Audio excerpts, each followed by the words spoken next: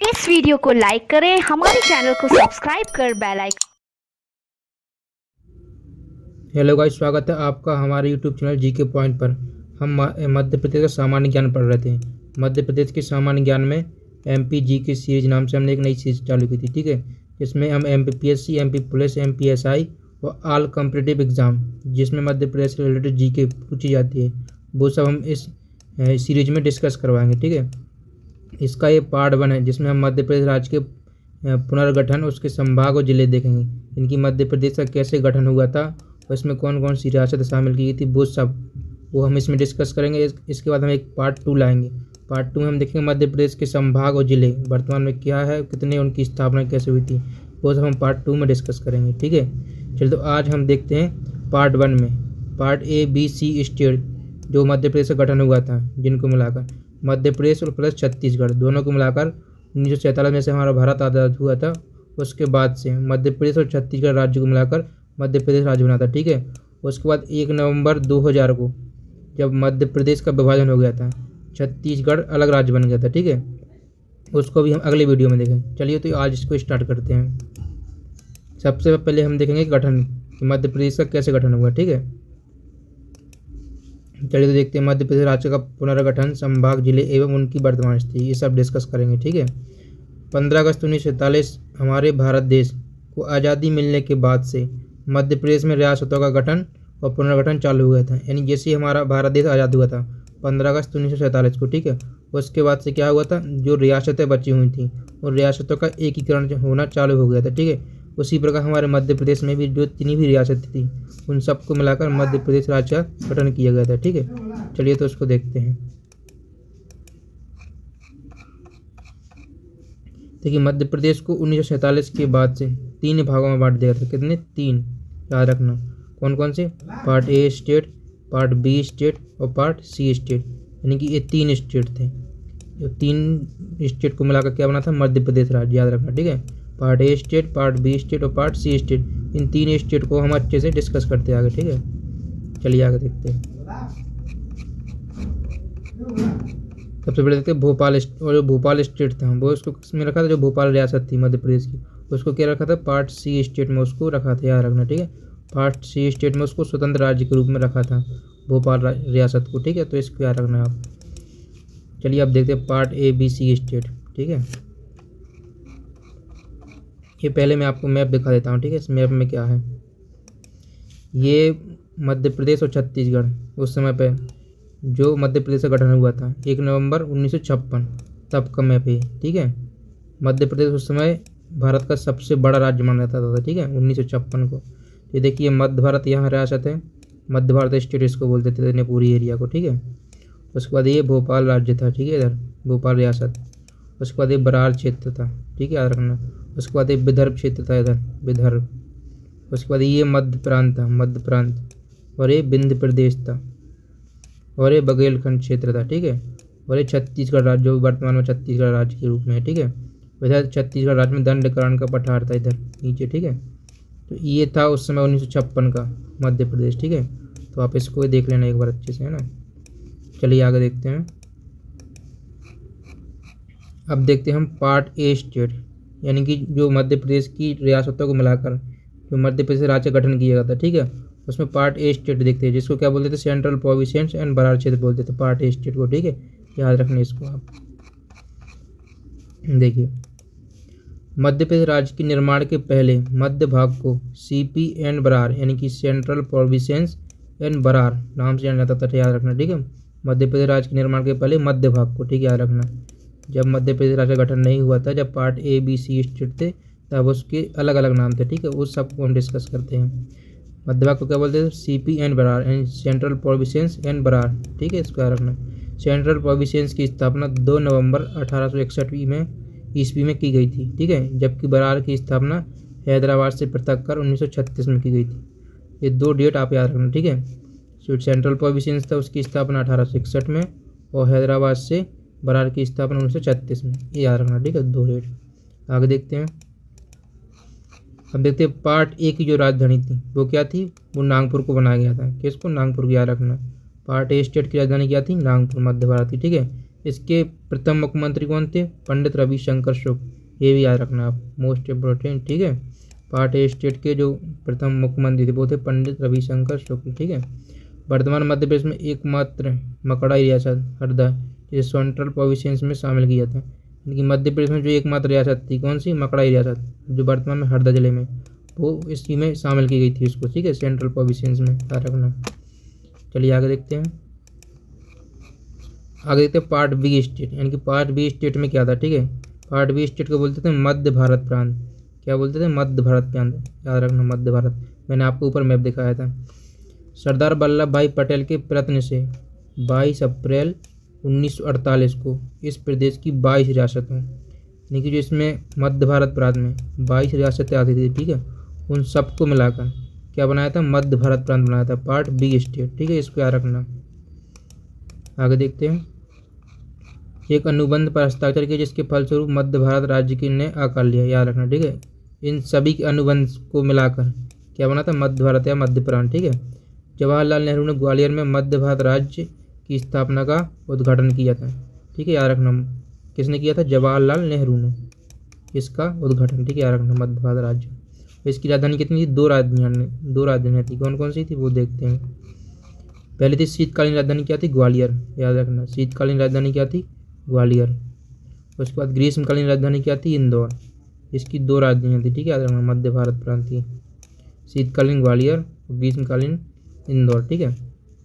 28 मई 1948 को मध्य भारत का गठन किया गया, जिसमें ग्वालियर के जीवाजी राव सिंधिया को राज्य प्रमुख, ने जो ग्वालियर राज्य के राजा थे उस समय, कौन? जीवाजी राव सिंधिया, याद रखना। ग्वालियर के जीवाजी राव सिंधिया को क्या बनाया था? इसका राज्य प्रमुख, ठीक है। और इंदौर के शासक यशवंतराव होलकर, जो इंदौर के शासक थे उस समय पे, ठीक है, उनको क्या बनाया था? उनको उपराज्य प्रमुख, यानी कि यशवंतराव होलकर को क्या बनाया था? द्वितीय को उपराज्य प्रमुख बनाया गया था, याद रखना, मध्य भारत प्रांत का, ठीक है, याद रखना इसको। जीवाजी राव सिंधिया को क्या बनाया था? राज्य प्रमुख, और यशवंतराव को उपराज्य प्रमुख, याद रखना। इस समय मध्य भारत को United state of Gwalior, Indore या मालवा यूनियन के नाम से जाना जाता है, याद रखना। मध्य भारत को क्या बोलते थे उस समय पे? United state of Gwalior, Indore या मालवा यूनियन, याद रखना, मोस्ट इम्पोर्टेंट, ठीक है। मध्य भारत को ये बोला जाता था उस समय। आगे देखते हैं। इसके प्रथम मुख्यमंत्री लीलाधर जोशी थे, याद रखना, ठीक है, मोस्ट इम्पोर्टेंट, लीलाधर जोशी मुख्यमंत्री थे इसके प्रथम मध्य भारत प्रांत के, ठीक है। अब देखते हैं part C state. Part C state क्या था, ठीक है, इसको बोलते थे क्या? विंध्य प्रदेश बोलते थे पार्ट सी स्टेट को, यानी कि विंध्य प्रदेश में जितनी भी रियासतें थी वो किस में थी? पार्ट सी स्टेट में शामिल थी, ठीक है। हमने पार्ट ए भी देख लिया, अब और पार्ट बी भी देख लिया, और ये क्या है? Part C. इसको देखते हैं। बुंदेलखंड और बघेलखंड की रियासतों को मिलाकर विंध्य प्रदेश का गठन किया गया था, यानी कि जो बुंदेलखंड रियासत थी और बघेलखंड रियासत, इन सभी रियासतों को मिला किसका गठन किया था? विंध्य प्रदेश का, याद रखना, ठीक है, विंध्य प्रदेश का गठन। बीपी मेनन की उपस्थिति में रीवा और नौगांव में मार्च 1948 में हस्ताक्षर हुए थे, यानी कि जो बीपी मेनन थे, यानी कि याद रखना, मोस्ट इम्पोर्टेंट पर्सन है, सरदार वल्लभ भाई पटेल के साथ ने मिलकर रियासतों का एकीकरण किया था, ठीक है, बीपी मेनन। कब हस्ताक्षर कब हुए थे? 1948 में, ठीक है, रीवा और नौगांव में, याद रखना, मार्च 1948 में। आगे देखते हैं। 4 अप्रैल 1948 को विंध्य प्रदेश का उद्घाटन श्री एन.वी. गाडगिल द्वारा किया गया था, याद रखना, किसके द्वारा? एन.वी. गाडगिल, एन.वी. गाडगिल के द्वारा विंध्य प्रदेश का उद्घाटन, ठीक है, इसको याद रखना, मोस्ट इंपोर्टेंट है, ठीक है, एन.वी. गाडगिल 1948। सर्वप्रथम इस राज्य को रीवा तथा बुंदेलखंड दो इकाइयों के रूप में रखा गया था। कौन कौन से? दो राज्य थे, ठीक है, याद रखना, रीवा तथा बुंदेलखंड, दो यूनिट बनाई थी इसकी। कौन कौन सी? रीवा और बुंदेलखंड, ठीक है, याद रखना, मोस्ट इम्पोर्टेंट। जिनके राज प्रमुख रीवा के महाराजा मार्तंड सिंह देव को बनाया गया था। इसके राज प्रमुख कौन थे? रीवा के राजा मार्तंड सिंह देव, याद रखना, ठीक है, मार्तंड सिंह देव। और जो पार्ट बी स्टेट में मैंने आपको बताया था उसमें थे जीवाजी राव सिंधिया व यशवंतराव होलकर, ठीक है, उसमें दो लोग थे, इसमें एक थे महाराजा मार्तंड सिंह, याद रखना। उसके बाद 2 अप्रैल 1952 को आम चुनाव के बाद, 2 अप्रैल 1952 को क्या हुआ था? आम चुनाव हुआ था, ठीक है। प्रदेश के मुख्यमंत्री शंभुनाथ शुक्ल को बनाया गया था, याद रखना, मोस्ट इम्पोर्टेंट, ठीक है। जैसे ही आम चुनाव हो गया था, ये राजशाही समाप्त हो गया था रियासतों का एकीकरण होने के बाद। उस समय इसके मुख्यमंत्री कौन बनते? शंभुनाथ शुक्ल, याद रखना, विंध्य प्रदेश के मुख्यमंत्री शंभुनाथ शुक्ल, मोस्ट इम्पोर्टेंट, ठीक है। आगे देखते हैं इस मंत्रिमंडल में, और यहाँ पर जो मंत्रिमंडल बना था उसमें कौन क्या था ये देखते हैं कि गृह मंत्री में कौन थे, लालाराम वाजपेयी, यानी कि गृह मंत्री बनाया गया था विंध्य प्रदेश का लालाराम वाजपेयी को, ठीक है। और शिक्षा मंत्री थे महेंद्र कुमार, याद रखना। उद्योग मंत्री थे दान बहादुर, कौन, दान बहादुर, विंध्य प्रदेश के, ठीक है। तो न्याय मंत्री कौन थे, गोपाल शरण, गोपाल शरण को क्या बनाया था, न्याय मंत्री विंध्य प्रदेश का, ठीक है।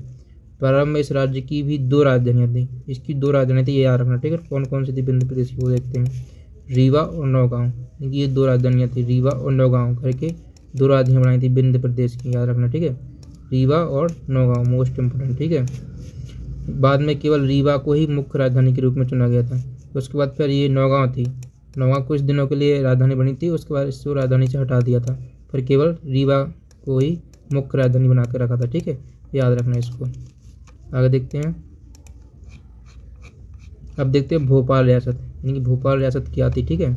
इसको देखते हैं स्वतंत्र राज्य पार्ट सी के अंतर्गत, यानी कि जो भोपाल रियासत थी, ठीक है, वो उसको किसी पार्ट का हिस्सा नहीं बनाया था, जो पार्ट ए बी सी थे, ठीक है, ए बी सी, उसके अंतर्गत उसको नहीं रखा था, बल्कि पार्ट सी के अंतर्गत एक अलग स्वतंत्र राज्य के रूप में इसको रखा गया था, ठीक है। इसको याद रखना, भोपाल को एक स्वतंत्र राज्य बनाकर पार्ट सी के अंतर्गत शामिल किया गया था, याद रखना। पार्ट सी के अंतर्गत थी, लेकिन ये शामिल वो थी क्या, स्वतंत्र थी, ये किसी के अंडर में नहीं थी, याद रखना। प्रारंभ में नवाब हमीदुल्ला खान भोपाल के भारत संघ में विलय के पक्ष में नहीं थे, याद रखना। लेकिन जो भोपाल रियासत थी और उसके प्रमुख कौन थे, हमीदुल्ला खान, ये याद रखना, ठीक है। जब भारत आज़ाद हुआ तो उस समय कौन थे, हमीदुल्ला खान। वो क्या चाहते थे, वो भारत में इसका विलय नहीं करना चाहते थे, याद रखना। 1947-48 के आसपास क्या कर वो चाहते थे कि हम अलग रहें, हमारी रियासत अलग रहे, हम भारत संघ में विलय नहीं होना चाहते, ये चाहते थे हमीदुल्ला खान, ठीक है। आगे देखते हैं